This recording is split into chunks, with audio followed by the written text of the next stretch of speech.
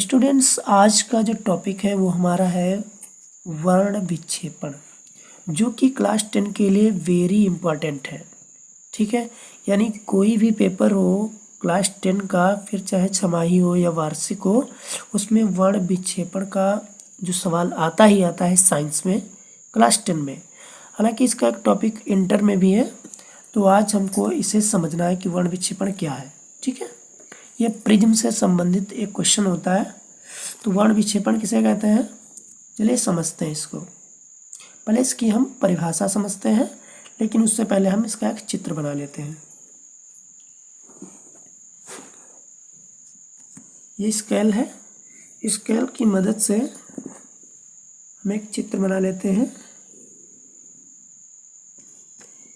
एक त्रिभुजाकार हमने चित्र बना लिया है।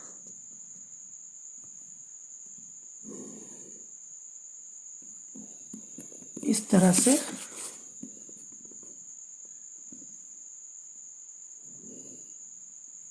एक चित्र बन गया है। ये क्या है, एक प्रिज्म है। ये एक प्रिज्म है। प्रिज्म का मतलब ये एक ग्लास जैसी स्थिति है, कांच जैसी स्थिति है। ठीक है, त्रिभुजाकार स्थिति है। इस पे हमको क्या करना है, श्वेत प्रकाश। श्वेत का मतलब समझ रहे हैं, जैसे टॉर्च जैसा सफेदा प्रकाश का किरण, यानी श्वेत प्रकाश किरण। हालांकि सूर्य में भी श्वेत प्रकाश किरण ही मानी जाती है। तो जब हम इस पे यहाँ पे कोई हम प्रकाशिक यंत्र मान लेते हैं, ये कोई प्रकाशिक यंत्र हो गया हमारा। ठीक है, जैसे टॉर्च जैसा हो गया। अब इसके द्वारा क्या होता है, जब हम कोई प्रकाश किरण हम प्रिज्म पे डालते हैं, ठीक है, तो ये हमने प्रकाश की किरण प्रिज्म पे डाली। जैसे हम प्रिज्म पे ये श्वेत प्रकाश की किरण, श्वेत का मतलब हुआ सफ़ेद, सफ़ेद रंग की। श्वेत का मतलब क्या हुआ, सफ़ेद हुआ, सफ़ेद प्रकाश किरण जैसे ही हम डालते हैं इस पे प्रिज्म पे, तो प्रिज्म क्या करता है, श्वेत प्रकाश की किरण को 7 रंगों में बांट देता है। कितने रंगों में बांट देता है, 7 रंगों में बांट देता है, इस तरह से।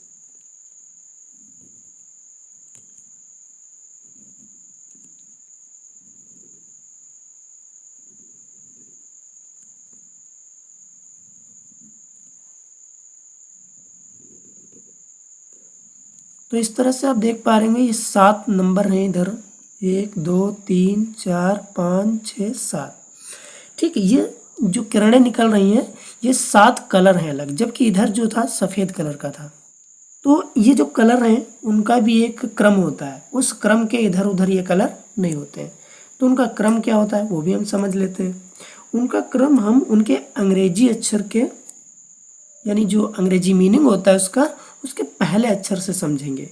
ठीक है, पहला होगा वी, दूसरा है आई, तीसरा है बी, और नीचे से ऊपर की तरफ लिखना है, अगला है जी, फिर है वाई, उसके बाद है ओ, लास्ट में है आर।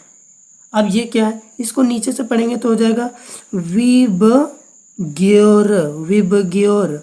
ठीक है, इधर से हम याद रखेंगे, नीचे से विबग्योर जैसा याद रखेंगे। ओके, अब इन अक्षरों का हम हिंदी अर्थ समझेंगे। आर फॉर क्या समझेंगे, रेड, रेड का मतलब क्या समझेंगे, लाल। ठीक है, दूसरा क्या होता है, ओ फॉर ऑरेंज, ऑरेंज का मतलब हो जाएगा नारंगी। मतलब ये श्वेत प्रकाश की किरण प्रिज्म से परावर्तित, मतलब टकरा के बाहर जब निकलती है, परावर्तित होकर के, जब श्वेत प्रकाश की किरण प्रिज्म से होकर के बाहर निकलती है तो 7 रंगों में बंटती है, लाल, नारंगी। वाई फॉर क्या याद रखेंगे, येलो, येलो मीन पीला। ठीक है, पीला के बाद जी है, जी का मतलब ग्रीन, ग्रीन मतलब हरा। उसके बाद आता है B, B for blue, blue means नीला। क्या होता है, नीला होता है। उसके बाद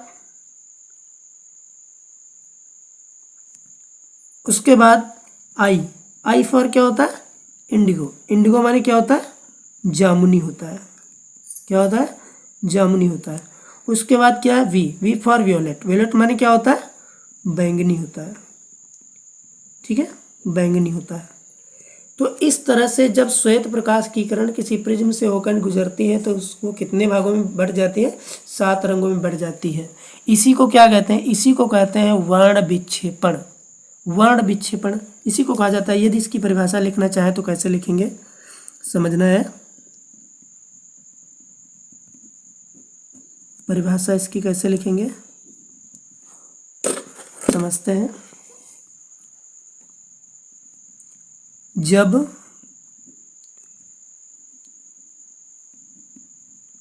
श्वेत प्रकाश की किरण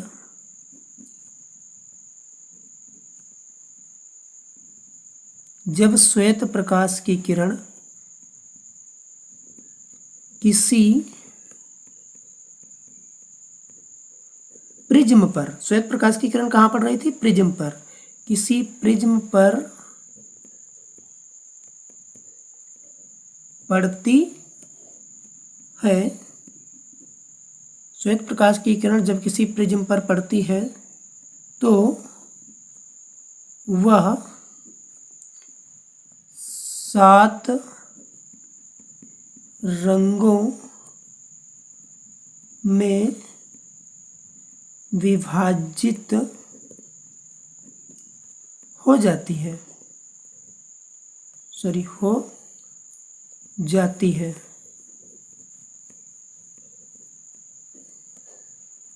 हो जाती है।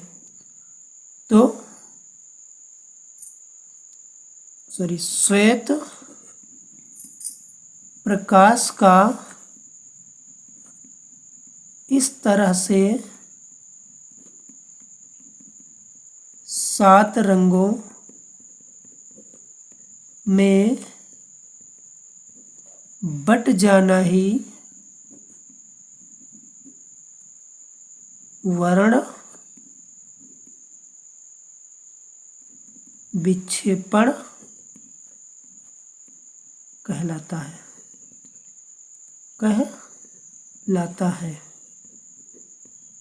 समझ गए होंगे आप क्या होता है जब श्वेत प्रकाश की किरण किसी प्रिज्म पर पड़ती है तो वह 7 रंगों में विभाजित हो जाती है। श्वेत प्रकाश का इस तरह से 7 रंगों में बट जाना ही वर्ण विक्षेपण कहलाता है। शायद आप समझ रहे होंगे।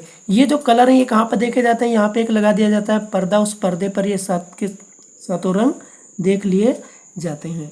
यही 7 रंग धूप में भी होते हैं। इन्हीं के कारण क्या होता है, बरसात के दिनों में हमें इंद्रधनुष दिखाई देता है, वो भी 7 रंग का ही होता है, वो भी इसी तरह से 7 रंगों में बटा होता है।